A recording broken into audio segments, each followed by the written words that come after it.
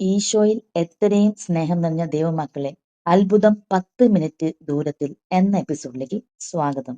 പ്രിയ ദൈവജനമേ, നിങ്ങൾക്ക് ചുറ്റും നിങ്ങളുടെ കണ്ണുകൾക്ക് കാണാൻ സാധിക്കാത്ത യുദ്ധങ്ങൾ നടക്കുന്നതിന്റെ അടയാളമാണ് വീട്ടിലുണ്ടാകുന്ന കലഹങ്ങൾ, ഭിന്നതകൾ, ഡിവോഴ്സുകൾ, സാമ്പത്തിക തകർച്ചകൾ. എല്ലാ തിന്മയുടെ ശക്തികളെയും വചനമാകുന്ന വാളെടുത്ത് നമുക്ക് പൊട്ടിച്ചെറിയാം. കർത്താവ് ജെറമ്യാ പ്രവാചകനിലൂടെ അരുളിച്ചെയ്യുന്നു, എന്റെ വചനം അഗ്നി പോലെയും പാറയെ തകർക്കുന്ന കൂടം പോലെയും അല്ലേ. ജെറമ്യാ 23:29. നമുക്ക് പ്രാർത്ഥിക്കാം. നമ്മുടെ ജീവിതത്തിൽ ഈ വചനങ്ങളെല്ലാം വചനാഭിഷേകമായി നിറയാനും, കർത്താവെ, വചനങ്ങൾ ഗ്രഹിക്കാത്തക്ക വിധം ഞങ്ങളുടെ മനസ്സുകളെ തുറക്കണമേ. നമുക്ക് മാതാവിന്റെ മാധ്യസ്ഥം അപേക്ഷിക്കാം. നന്മ നിറഞ്ഞ മറിയമേ, സ്വസ്തി. കർത്താവ് അങ്ങയുടെ കൂടെ സ്ത്രീകളിൽ അങ്ങ് അനുഗ്രഹിക്കപ്പെട്ടവളാകുന്നു. അങ്ങയുടെ ഉദരത്തിൻ ഫലമായി ഈശോ അനുഗ്രഹിക്കപ്പെട്ടവനാകുന്നു. പരിശുദ്ധ മറിയമേ, തമ്പുരാന്റെ അമ്മേ, പാപികളായ ഞങ്ങൾക്ക് വേണ്ടി ഇപ്പോഴും ഞങ്ങളുടെ മരണസമയത്തും തമ്പുരാനോട് അപേക്ഷിക്കണമേ. ആമേൻ. ദൈവം കോലാഹലത്തിൻ്റെ ദൈവമല്ല, സമാധാനത്തിൻ്റെ ദൈവമാണ്. 1 കൊറിന്ത്യസ് 14:33. നമ്മുടെ കുടുംബങ്ങൾ അനുഗ്രഹിക്കപ്പെടാൻ ധാരാളം വചനങ്ങൾ നമ്മുടെ വീടുകളിൽ നമ്മൾ പ്രാർത്ഥിക്കണം.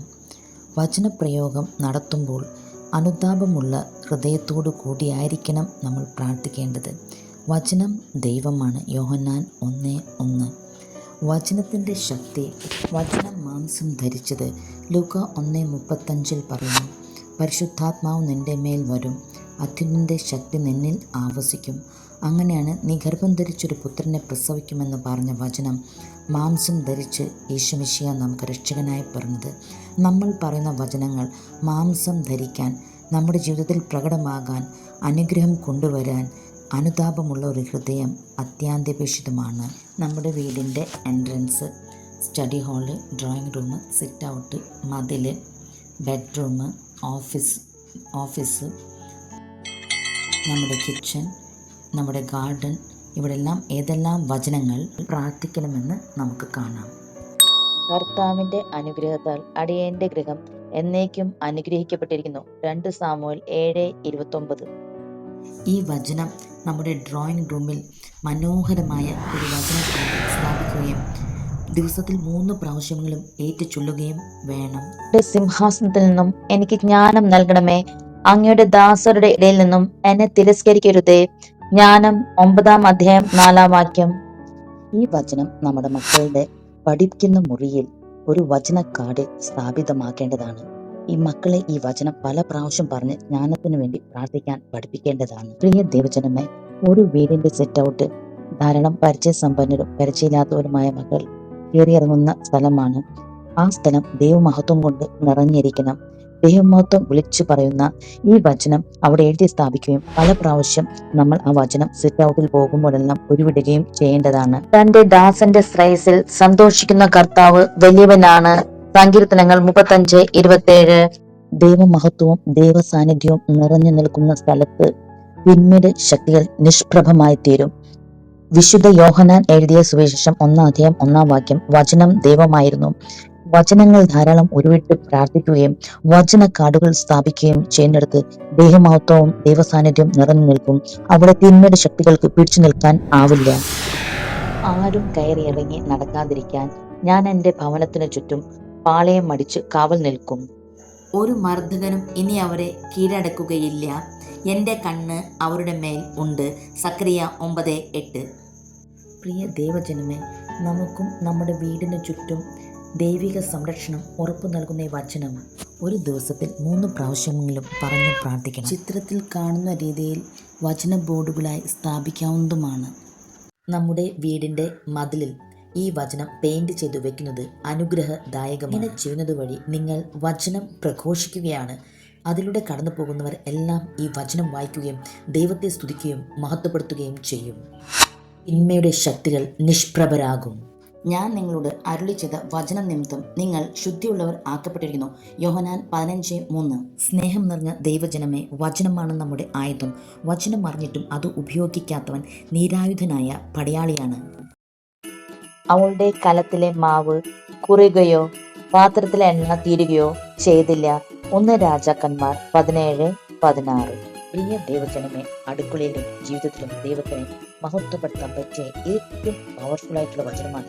നിങ്ങൾ ഭക്ഷിക്കുകയോ പാനം ചെയ്യുകയോ മറ്റെന്തെങ്കിലും പ്രവർത്തിക്കുകയോ ചെയ്യുമ്പോൾ അവയെല്ലാം ദൈവമഹത്വത്തിനായി ചെയ്യുവേൻ. 1 കൊറിന്ത്യസ് 10:31. സ്നേഹമുള്ള ദൈവജനമേ, 3 പ്രാവശ്യം ഈ വചനം ഒരുമിച്ചുകൊണ്ട് നമുക്ക് നമ്മുടെ പാചകം തുടങ്ങാം. വരുമാന മാർഗങ്ങൾ അനുഗ്രഹിക്കപ്പെടും. ആരോഗ്യ മേഖല അനുഗ്രഹിക്കപ്പെടും. പ്രിയ ദൈവജനമേ, ഈ കാലത്ത് ഓഫീസുകളിലാണ് ഏറ്റവും കൂടുതൽ മത്സരവും പരദൂഷണവും. ഓഫീസുകൾ, ജോലി സ്ഥലങ്ങൾ അഭിഷേകമുള്ളതാക്കി തീർക്കാൻ ഈ വചനം, ഈ ജ്ഞാനം വചസ്സുകൾ അവിടെ എഴുതി വചനക്കാട്ടിൽ സ്ഥാപിക്കുകയും 3 പ്രാവശ്യം ഏറ്റുപറഞ്ഞ് പ്രാർത്ഥിക്കുകയും ചെയ്യുക. എനിക്ക് പ്രതിയോഗികളോ ദൗർഭാഗ്യങ്ങളോ ഇല്ല. എൻ്റെ കർത്താവ് എനിക്ക് എല്ലാ തരത്തിലും സമാധാനം നൽകി. 1 രാജാക്കന്മാർ 5:4.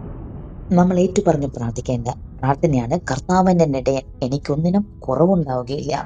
സങ്കീർത്തനങ്ങൾ 23:1. എന്നെ ശക്തനാക്കുന്നവനോട് എനിക്ക് എല്ലാം ചെയ്യാൻ സാധിക്കും. ഫിലിപ്പിയർ 4:13. ഈ വചന പ്രാർത്ഥന വളരെ ഫലപ്രദമാണ്.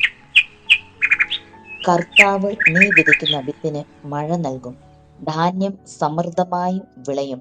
ഏശയ്യ 30:23. കർത്താവ് നിങ്ങൾക്ക് വേണ്ടി വെട്ടുകിളികളെ ശാസിക്കും, അവ നിങ്ങളുടെ ഭൂമിയിലെ ഫലങ്ങൾ നശിപ്പിക്കുകയില്ല. നിങ്ങളുടെ വയലിലെ മുന്തിരിച്ചെടികൾ ഫലശൂന്യമാവുകയില്ല. മലാക്കി 3:11. ഇതാ, പാമ്പുകളുടെയും തേളുകളുടെയും ശത്രുവിന്റെ സകല ശക്തികളുടെ മേലും ചവിട്ടി നടക്കാൻ നിങ്ങൾക്ക് ഞാൻ അധികാരം നൽകുന്നു. ഒന്നും നിങ്ങളെ ഉപദ്രവിക്കുകയില്ല. പിശാചുകൾ നിങ്ങൾക്ക് കീഴ്പ്പെടുന്നതിൽ നിങ്ങൾ സന്തോഷിക്കേണ്ട, മറിച്ച് നിങ്ങളുടെ പേരുകൾ സ്വർഗരാജ്യത്തിൽ എഴുതപ്പെട്ടതിൽ നിങ്ങൾ സന്തോഷിക്കുവിൻ. ലൂക്ക 10:19.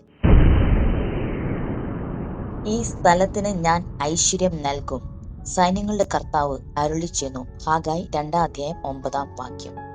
യേശുവിൽ പ്രിയ ദൈവജനമേ, ഈ പറഞ്ഞ ബൈബിൾ വാചകം ഹാഗായി 2:9 നിങ്ങളുടെ വീടിന്റെ എവിടെ വേണമെങ്കിലും നിങ്ങൾക്ക് എഴുതി സ്ഥാപിക്കാം. മതിൽമയോ അല്ലെങ്കിൽ ഡ്രോയിങ് റൂമിലോ എൻട്രൻസിലോ എവിടെ വേണമെങ്കിലും സ്ഥാപിക്കുക. ഏറ്റു പറഞ്ഞു പ്രാർത്ഥിക്കുക. ഈശോയിൽ സ്നേഹമുള്ളവരെ, ഈ വീഡിയോയിൽ നമ്മൾ കുറച്ച് കാര്യങ്ങളെ വചനങ്ങളെ പറഞ്ഞിട്ടുള്ളൂ. Only few aspect. നമ്മുടെ ബൈബിളിൽ 8500 വാഗ്ദാനങ്ങളുണ്ട്. ഇനി ഏതെങ്കിലും ഒരു മേഖലയ്ക്ക് നിങ്ങൾക്ക് വചനം ആവശ്യമുണ്ടെങ്കിൽ അത് കമന്റ് ബോക്സിൽ കമന്റ് ചെയ്യുക. ഈ വീഡിയോനെ കുറിച്ചുള്ള നിങ്ങളുടെ അഭിപ്രായങ്ങൾ കമന്റ് ബോക്സിൽ എഴുതുക.